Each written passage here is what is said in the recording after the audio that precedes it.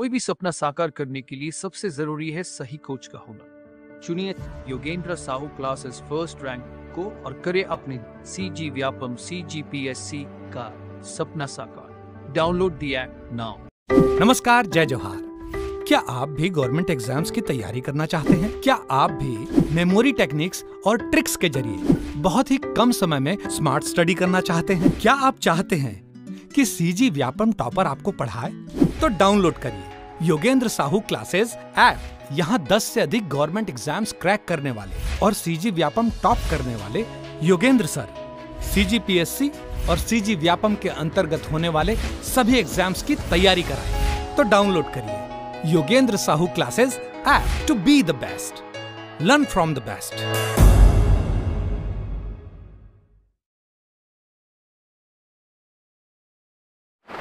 ठीक, तो कल कहाँ तक थे अपन? लास्ट क्लास में ग्राम सभा पढ़ रहे थे, है ना? ग्राम सभा में बैठक कौन बुलाएगा ये पढ़ चुके थे, ठीक है। उसके बाद सम्मेलन की तिथि और समय का निर्धारण ये भी पढ़ चुके थे, ठीक है। उसके बाद सूचना देने का तरीका, बैठक की सूचना किस प्रकार दी जाएगी, है ना? बैठक की सूचना किस प्रकार दी जाएगी, ठीक है। ग्राम सभा की बैठक कौन बुलाता है? सरपंच नहीं रहेगा तो, और उप सरपंच भी नहीं रहेगा तो,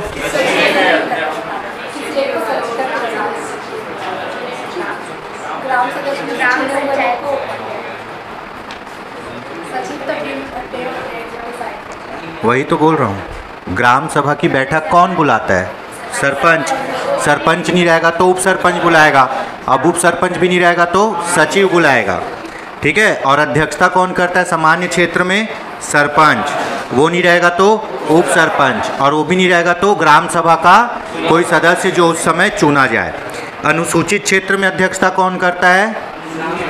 ना सरपंच करेगा, ना उप सरपंच करेगा, और कोई भी निर्वाचित पदाधिकारी नहीं करेगा। अनुसूचित जनजाति का सदस्य जो ग्राम सभा का सदस्य है उसी समय चुना जाएगा, और वो क्या करेगा? अध्यक्षता करेगा। यहाँ तक हो गया था, ठीक है।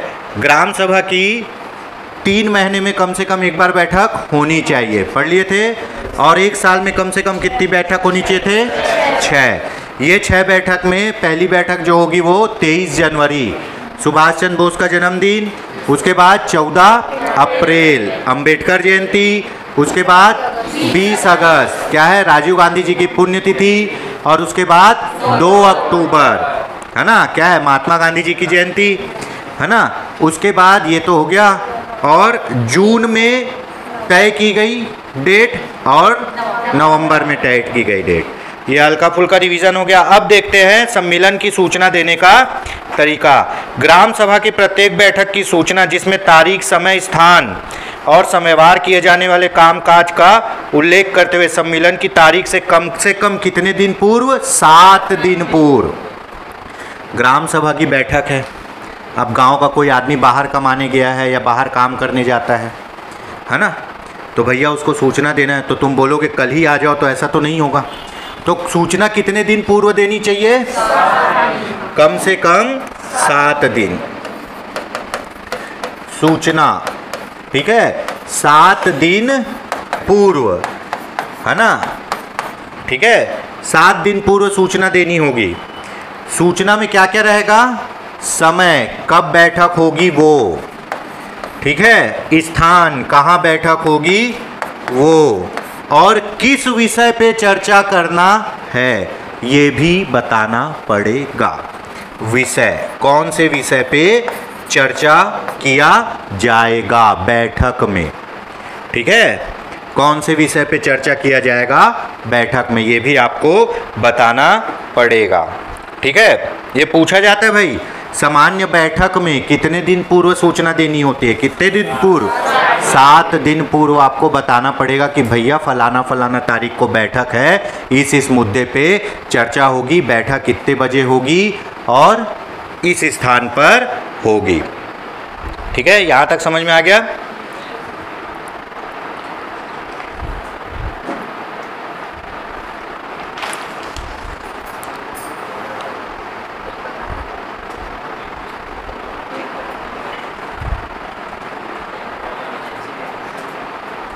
ठीक।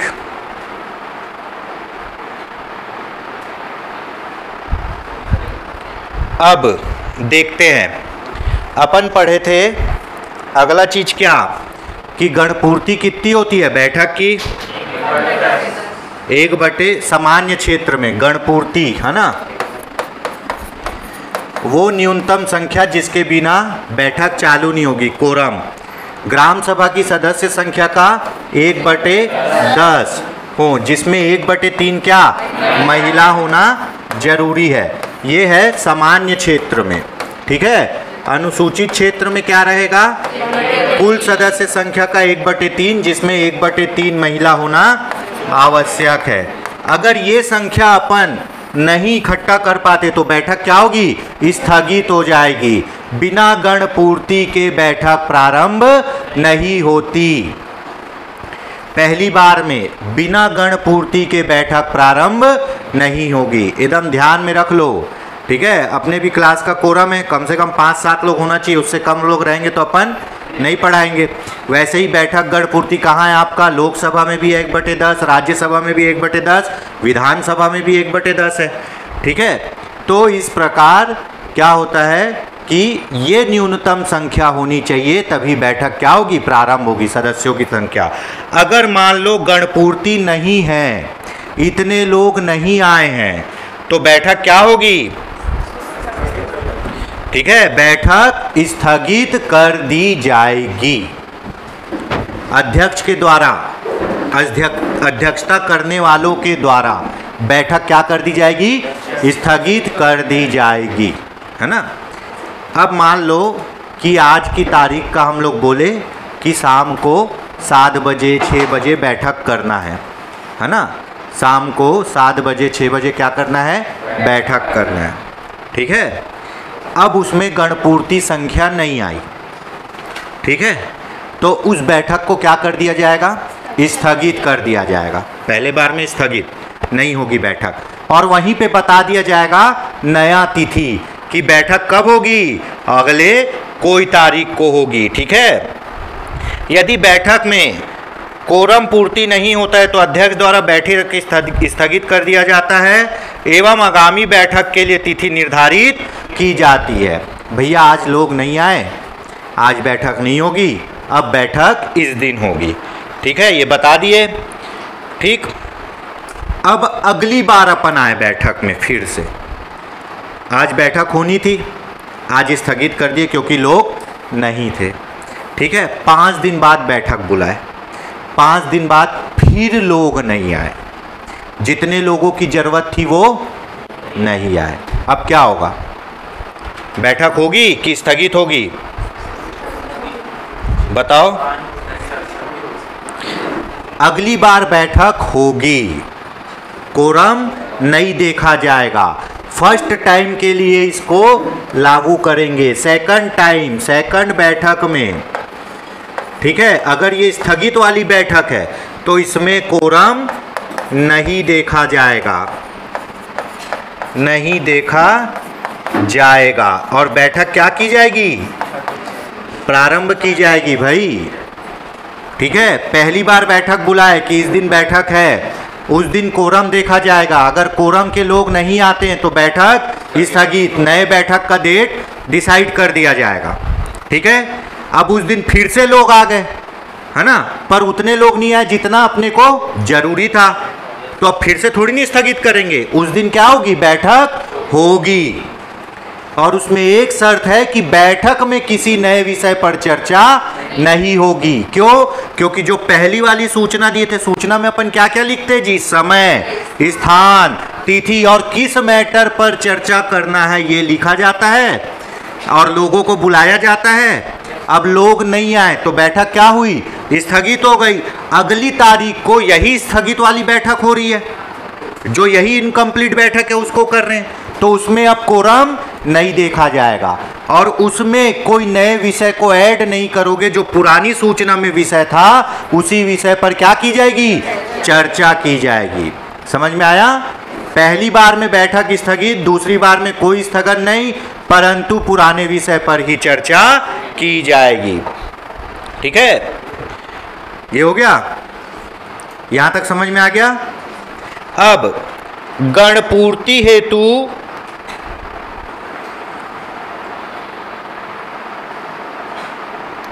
ठीक है, हाँ देख लेते हैं, यहां तक हुआ।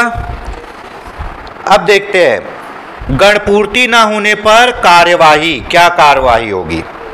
ग्राम सभा की लगातार 3 बैठकों में कोरम पूर्ति ना होने पर संबंधित पंच एवं सरपंच के खिलाफ नोटिस जारी किया जाएगा तथा आगामी 2 ग्राम सभा में कोरम पूर्ति का अवसर दिया जाएगा। फिर भी कोरम पूर्ति ना होने पर उसे पद से हटाने की कार्रवाई की जाएगी, है ना। ये समझ में आ गया। गणपूर्ति नहीं होगा तो क्या होता है, आगे बढ़ें। अब भैया लगातार आप लोग नहीं आओगे तो क्या करेंगे, है ना। गणपूर्ति ना होने पर कार्यवाही, अब एक्शन तो लिया जाएगा, ठीक है।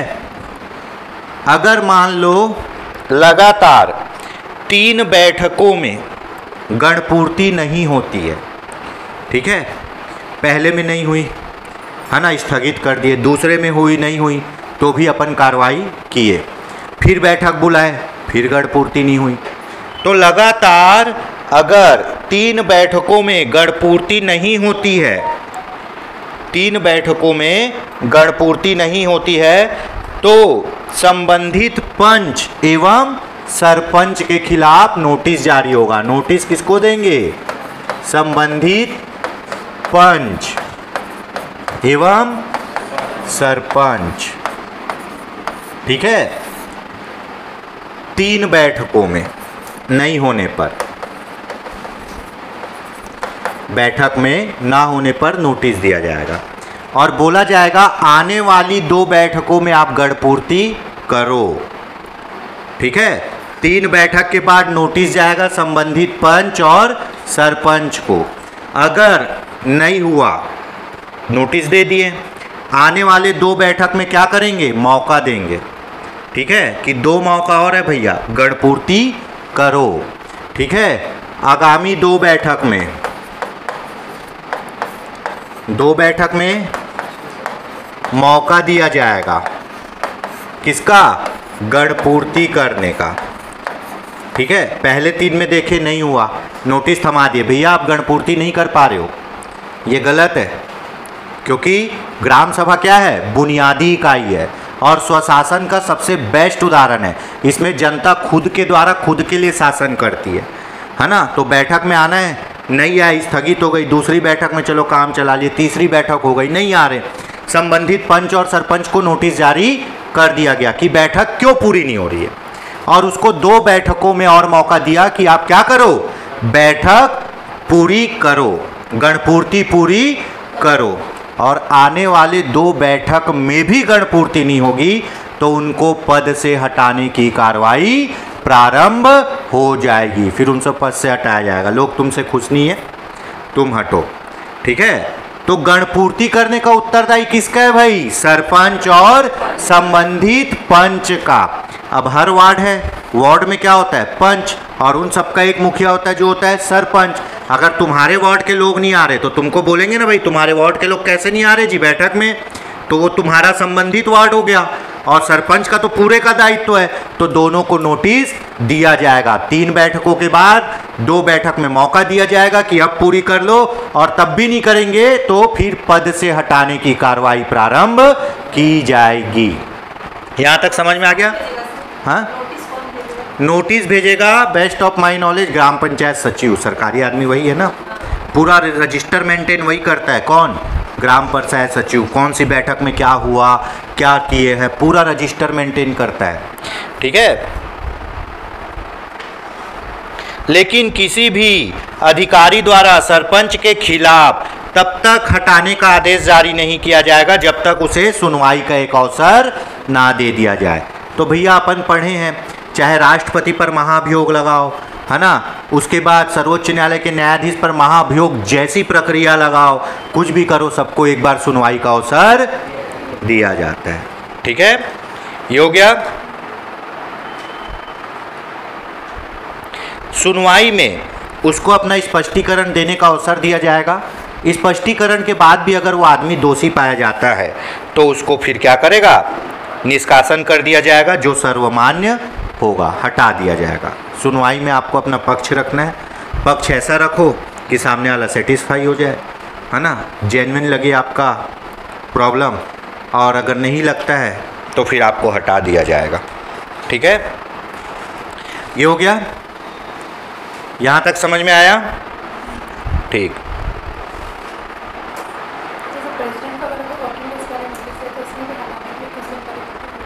हाँ, नोटिस तो दिए 3 बैठक में। हाँ, ठीक है, ये हो गया।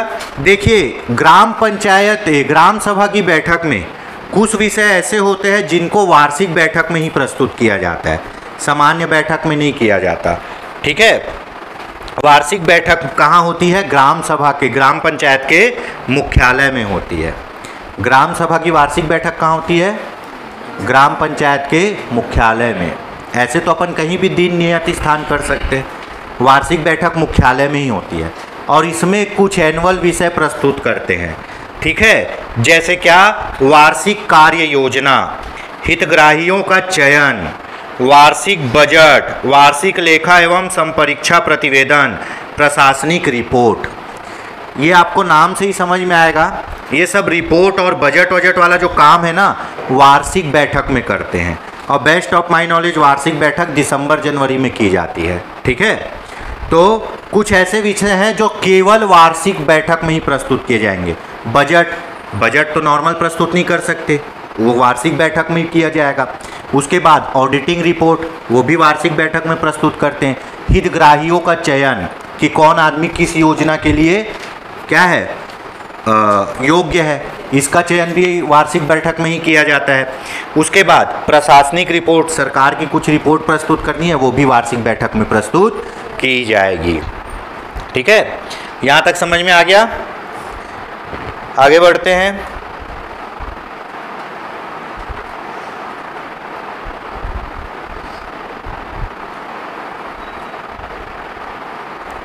उसके बाद ग्राम सभा को इतना पावर है कि वो ग्राम पंचायत के सभी लेखों का क्या कर सकती है?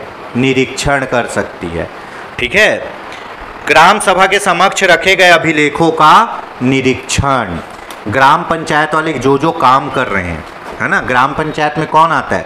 सरपंच, उप सरपंच और पंच, ये क्या बनते हैं? ग्राम पंचायत। ठीक, ग्राम सभा में कौन आते हैं? गांव के पूरे लोग जिनका वोटिंग लिस्ट में नाम हो। अब उन लोग तो कर रहे हैं काम, कौन? ग्राम पंचायत वाले। तो ग्राम पंचायत वाले कार्य, उनके कार्यों का और उनके रिपोर्टों का, ठीक है, अवलोकन कर सकती है कौन? ग्राम सभा, ग्राम सभा के सदस्य, और उनको वो रिपोर्ट दिखाना होगा कि भैया ठीक से काम कर रहे हैं, है ना, कहीं घपला वपला तो नहीं कर रहे हैं। तो ये देख सकते हैं, और ये देखने के लिए आपको कहाँ जाना पड़ेगा? ग्राम पंचायत के कार्यालय। ठीक है, इसमें लिखा है ग्राम सभा के प्रत्येक सदस्य को ग्राम सभा के समक्ष रखे जाने वाले अभिलेखों का ग्राम पंचायत के कार्यालय में कार्यालयीन समय के दौरान निरीक्षण करने का अधिकार होगा। अब मान लो अपन कोई विषय रखे ग्राम सभा की बैठक में कि भैया अपन ये 10 ठोक तालाब को क्या करेंगे? मछली पालने वाले को किराए पर देंगे। गांव में देते हैं ना मछली पालने के लिए, ग्राम पंचायत किराए पे तालाब देती है, पता है कि नहीं पता है? ठीक है, और मछली पालने वाले को ले देती है, फिर वो क्या करते हैं? उसका किराया देते हैं, है ना। अब मान लो कि इस 10 तालाब में को कितने रुपए में दिए हैं, ये आपको जांच करना है, कितना पैसा आया है। ठीक है, तो ये देखने के लिए ग्राम सभा का कोई भी सदस्य, मतलब गांव का कोई भी सदस्य ग्राम पंचायत कार्यालय जाके कार्यालयीन समय में क्या कर सकता है? उस अभिलेखों को देख सकता है कि नहीं पावर? तुम लोग जाके देख सकते हो क्या संसद में? हैं, विधानसभा में देख सकते हो? तो यहाँ देखो ग्राम सभा वाले जाके देख सकते हैं। ठीक है, उसके बाद अगर ग्राम सभा के समक्ष कोई विषय रखा जाता है तो उसका निश्चय कैसे किया जाएगा, है ना। लोकसभा में अगर कोई बिल पास करना है तो क्या होता है? वोटिंग होता है ना। राज्यसभा में भी वोटिंग होता है, फिर राष्ट्रपति हस्ताक्षर करता है। यहाँ भी कुछ उसी तरीके की प्रक्रिया होती है, बहुमत द्वारा विनिश्चय किया जाता है।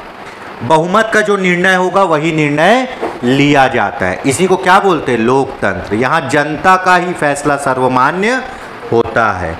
ठीक है, समझ में आ गया?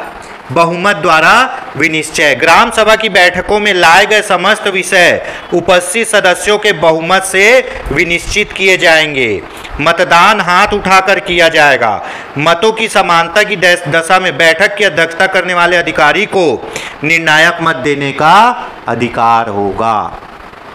अब बोले कि गांव में 10 ठोक तालाब है, फॉर एग्जाम्पल गांव में 10 तालाब है ना, और विषय रखा गया है ग्राम सभा के सामने कि भाई 10 की 10 तालाब को मछली पालने के लिए किराए पर देना है। क्या करना है? किराए पर देना है। तो बोले कैसे देना है कि नहीं, चलो वोटिंग करते हैं, जो लोग ज़्यादा बोलेंगे वही होगा।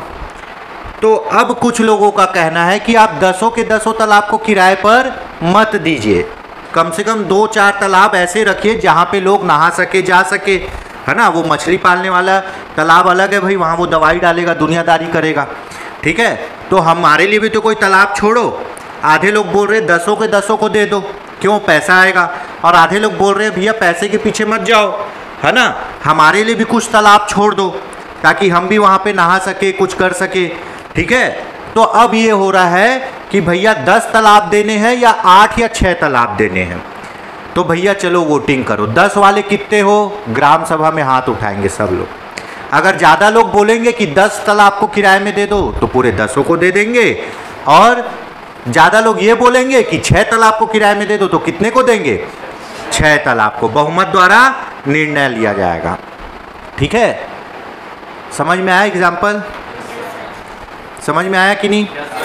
ठीक है, अगर मान लो टाई हो गया दोनों में, ठीक है, 10 लोग बोल रहे हैं क्या कि 10 तालाब को किराए में दे दो, और 10 लोग बोल रहे हैं 6 तालाब को दो।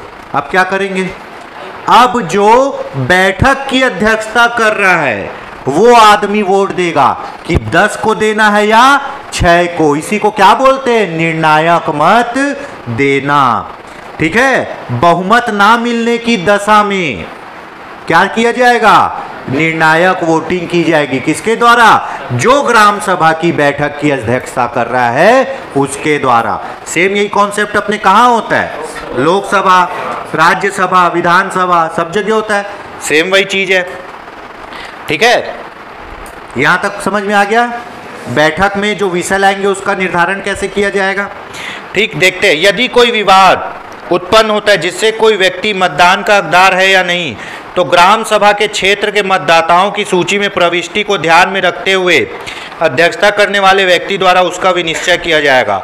उसका विनिश्चय अंतिम होगा, परंतु वार्षिक कार्य योजना, हितग्राहियों के चयन, वार्षिक बजट, लेखा संपरीक्षा प्रतिवेदन एवं वार्षिक लेखा तथा प्रशासनिक रिपोर्ट के बारे में गढ़पूर्ति होने पर ही संकल्प पारित किया जाएगा। इतना ज़्यादा नहीं जाना है। अब मान लो कोई ऐसा विषय आ गया है कि जिसमें यह कहा जा रहा है कि आदमी ग्राम सभा का सदस्य नहीं है। कोई आदमी ग्राम सभा का सदस्य है या नहीं, इसका फैसला कैसे करेंगे? है ना, ग्राम सभा के सदस्य वे सभी लोग होते हैं जिनका उस ग्राम पंचायत में वोटिंग लिस्ट में नाम हो। जिस आदमी का वोटिंग लिस्ट में नाम है वो ग्राम सभा का क्या है? सदस्य है। अब मान लो कुछ ऐसा विषय आया और कुछ लोग बोल रहे ये आदमी ग्राम सभा का सदस्य नहीं है, ये वोट कैसे कर दिया? अब क्या हो गया? वहां विवाद हो गया। वो बोल रहा है मैं हूं, बाकी लोग बोल रहे नहीं है। तो क्या करेगा? अध्यक्षता करने वाला आदमी उस जो आदमी के विषय में विवाद हुआ है उसके नाम को वोटिंग लिस्ट में दर्ज नाम से मिलाएगा कि क्या सच में इस आदमी का नाम है या नहीं है। समझ में आया? सच में इस आदमी का नाम है या नहीं है। और अध्यक्षता करने वाले आदमी का निर्णय क्या होगा? अंतिम होगा। ठीक है, समझ में आ गया? सदस्य की योग्यता पर प्रश्न। किसके सदस्य के? ग्राम सभा के सदस्य की योग्यता पर प्रश्न कि भैया तुम ग्राम सभा के सदस्य हो या नहीं। सबसे पहले इसकी योग्यता क्या है? हर वो आदमी ग्राम सभा का सदस्य होगा जिसका उस ग्राम पंचायत की मतदाता सूची में नाम होगा। पहली लाइन। अब कोई बोल रहा है ये सदस्य नहीं है, मतलब उसका मतदाता सूची में नाम नहीं है, और वो बोल रहा है तो भैया क्या करेंगे? चेक करेंगे कि क्या सच में उसका मतदाता सूची में नाम है या नहीं। और ये चेक कौन करेगा? अध्यक्षता करने वाला आदमी, और उसका निर्णय क्या होगा? अंतिम होगा। ठीक है, अंतिम होगा। परंतु सामान्य बैठकों में वार्षिक कार्य योजना, है ना, बजट, हितग्राहियों का चयन, संपरीक्षा प्रतिवेदन, ठीक है, प्रशासनिक रिपोर्ट, ये सब प्रस्तुत नहीं किया जाएगा। इसके लिए गणपूर्ति होना आवश्यक है। ठीक है, इसके लिए गणपूर्ति वाली ही बैठक चाहिए। ठीक, यहां तक हो गया।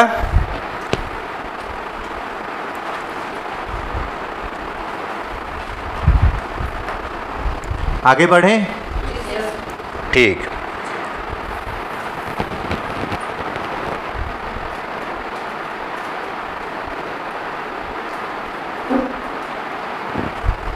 अब ग्राम सभा का जो भी कामकाज होगा, ग्राम सभा के बैठक में जो भी कामकाज होगा उसका एक रजिस्टर बनाया जाएगा, और उस रजिस्टर पर एंट्री करेगा कौन? ग्राम पंचायत का सचिव।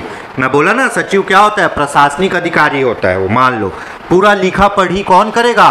सचिव। और उस पर ग्राम सभा की बैठक के बाद क्या किया जाएगा? जो अध्यक्षता करने वाला आदमी है उसका सिग्नेचर कराया जाएगा। मान लो आज ग्राम सभा की बैठक हुई, बैठक में ये विषय रखे गए, ये निर्णय हुआ, ये काम हुआ, ये सबका एंट्री करेगा ग्राम पंचायत सचिव, और इस पर अध्यक्षता करने वाले आदमी का क्या कराएगा? सिग्नेचर। और वो कौन सी भाषा में एंट्री करेगा? हिंदी भाषा में। कौन सी भाषा में एंट्री करेगा? हिंदी भाषा में। ठीक है, और फिर ये अभिलेखों को ग्राम सभा के सदस्य कार्यालयीन समय में जाके कहाँ देख सकते हैं? ग्राम पंचायत के कार्यालय में। अपन बोले ना, सभी अभिलेखों की जांच कर सकते हैं। समझ में आ रहा है? ठीक है, कार्य पुस्तिका ग्राम पंचायत के सचिव द्वारा लिखी जाएगी, और लिखने के पश्चात उस पर अध्यक्षता करने वाले आदमी का हस्ताक्षर कराया जाएगा। ठीक है, और ये जो लिखने का काम है ये कौन सी भाषा में किया जाएगा? हिंदी भाषा में। ये भी समझ में आ गया बैठक से संबंधित। ठीक है,